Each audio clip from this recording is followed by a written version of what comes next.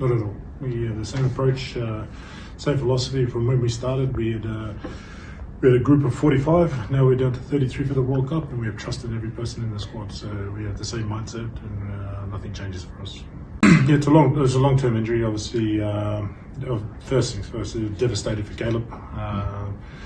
He's worked his tail off since the Warriors. When he's come in, worked his way through with the Drua, really honed his craft. So really devastated for him to pick up this injury so close to the World Cup.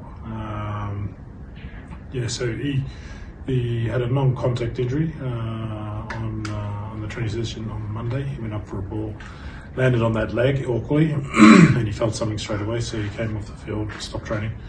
We got him assessed straight away after the game, and it showed that he had quite a substantial injury to his knee, and he'll be out for a few months at least.